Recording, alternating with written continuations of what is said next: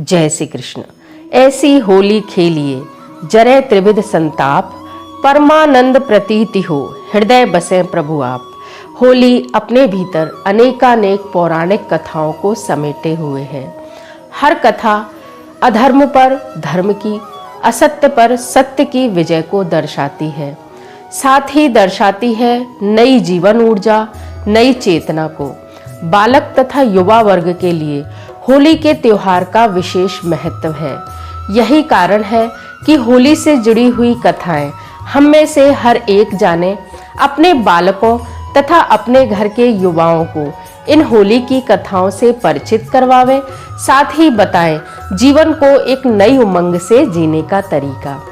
इसीलिए अपने कृष्ण चक्षु चैनल के माध्यम से मैं आपके लिए होली से जुड़ी हुई समस्त कथाएं लेकर आई हूँ। पहली कथा ढूढ़ी राक्षसी की है। ढूढ़ी राक्षसी जिसने भगवान शिव शंकर से अनेकों वरदान प्राप्त कर लिए थे, बस एक ही उसे श्राप था कि वह जब भी मारी जाएगी तब बालकों के हाथों ही मारी जाएगी। यही कारण था कि ढूढ़ी को बालकों से विशेष चिढ़ थी। राजा पृथु के समय की बात है। यह ढूढ़ी राक्षसी उनके राज्य में से चुन चुनकर बालकों को खा जाती थी। जहाँ भी बालक खेलते मिलते वह बालकों को उठाकर खा जाती। जनता इससे भयभीत रहने लगी और राज्य के लोगों ने जाकर राजा पृथु से प्रार्थना की कि वे इस ढूढ़ी का नाश करें। राजा ने अनेकों प्रयास किए, परंतु मायावी ढूढ़ी को वे न मार पाए। अंत में उन्होंने तंत्र के जानकार तथा राजपुरोहितों से इस हेतु सलाह मांगी कि किस प्रकार ढूढ़ी को समाप्त किया जा सकता है। राजपुरोहितों ने अपने ध्यान के माध्यम से पता लगाया कि यह शिव से वरदान प्राप्त है, केवल बालक ही इसे मार सकते हैं। योजना बनाई गई किस प्रकार इसको मारा जाए। राज्य के समस्त बालकों को इकट्ठा किया गया। उनको समझाया गया कि वे एक खुले स्थान पर अपने हाथों से एक चिता का निर्माण करें। उस चिता में विभिन्न वृक्षों की सूखी लकड़ियां, फटे पुराने वस्त्र, गोबर के उपले तथा अन्य जो भी ज्वलनशील पदार्थ है उनको लाकर डाल दें। बालकों ने खेल खेल में ही एक चिता तैयार की। फाल्गुन शुक्ल पूर्णिमा के दिन वे विभिन्न प्रकार से तालियां बजाते हुए, बर्तन बजाते हुए, कीचड़ उछालते तथा गुलाल से खेलते हुए पूरे राज्य में घूमने लगे। ढूढ़ी बालकों को देखकर आकर्षित हुई। उन्हें खाने के लिए जैसे ही वह आई, बालकों ने उसे घेर लिया और विभिन्न प्रकार से कीचड़ उछालते हुए, कंकड़ पत्थर मारते हुए उसे घेरकर चिता तक ले आए। चिता में जैसे ही अपने प्राण बचाने के लिए ढूढ़ी छुपी, वैसे ही ग्रामीणों ने आकर चिता में आग लगा दी। इस प्रकार ढूढ़ी का अंत हुआ। ढूढ़ी के मारे जाने की खुशी में बालकों ने रंग, अबीर इत्यादि उछालते हुए खुशियां मनाई।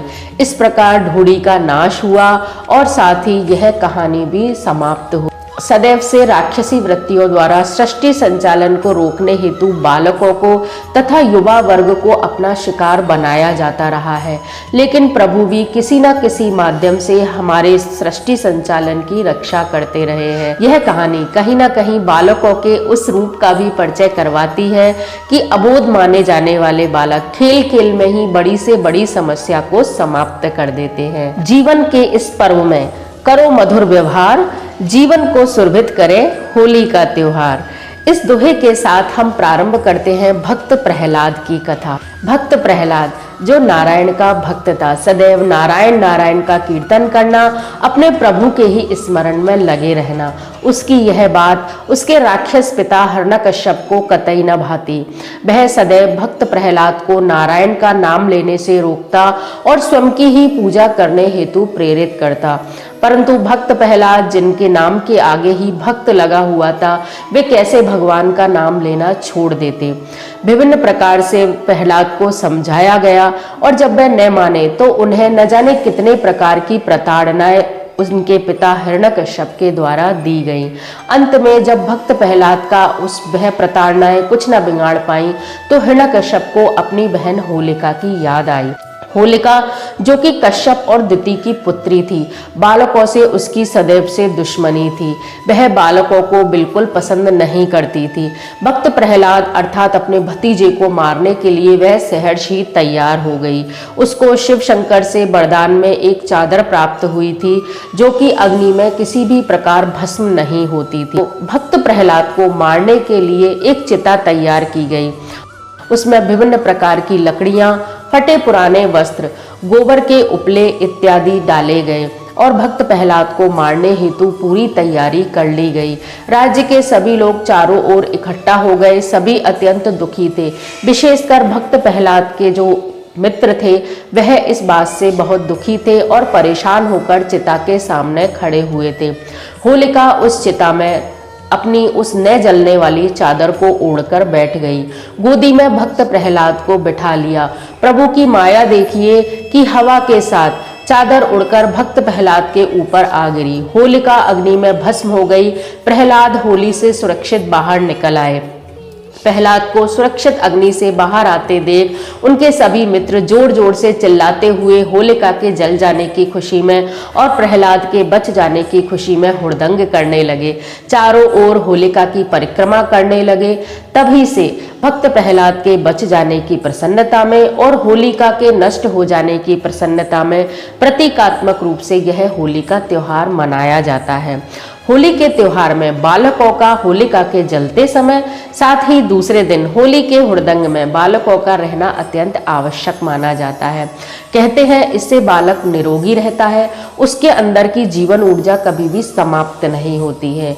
इसलिए हम सभी को चाहिए कि अपने बालकों को, अपने घर के जो भी छोटे बच्चे हैं, अपने घर के बालक तथा युवाओं को होली जलती होलिका के समक्ष अवश्य ले जाना चाहिए। जलती होलिका के समक्ष उड़ने वाले धुएं से बालक निरोगी रहता है, उसका बल तथा बुद्धि बढ़ती है, साथ ही बालक दीर्घायु होते हैं तथा होली के हुड़दंग में भी रंग अबीर इत्यादि से उनमें जीवन ऊर्जा का संचार होता है। तो अपने बालकों को होली के इस त्योहार को अत्यंत प्रसन्नता से मनाने देना चाहिए। भर दीजिए गर हो सके जीवन अंदर रंग, वरना तो बेकार है होली का हुड़दंग।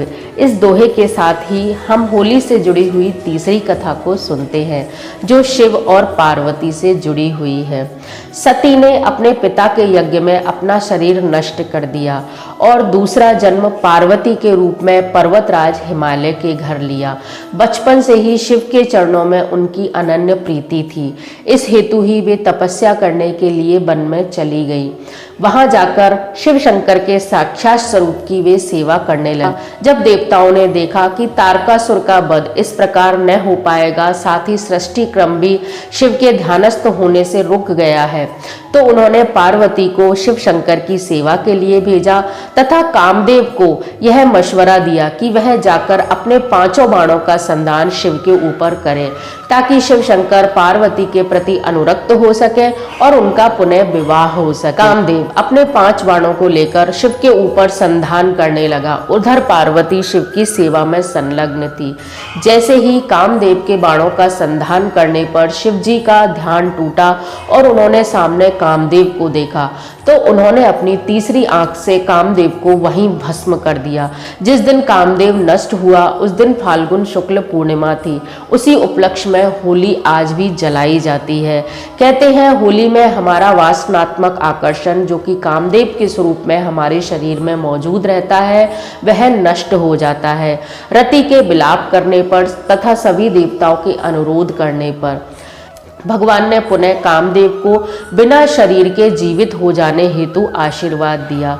एक दिन पूर्व कामदेव के भस्म हो जाने पर और पुनः उसके जीवित होने की खुशी में होली का यह त्योहार प्रतीकात्मक रूप से कामदेव के नष्ट होने पर अर्थात वासनात्मक आकर्षण के नष्ट होने पर और दूसरे दिन अनन्य प्रेम के साथ पैदा होने पर विभिन्न प्रकार रंग अबीर इत्यादि उछालकर मनाया जाता है। यह शिव और पार्वती से जुड़ी हुई कथा है। होली राधा श्याम की और न होली कोय, जो मन राचे श्याम रंग, रंग चढ़े ना कोय।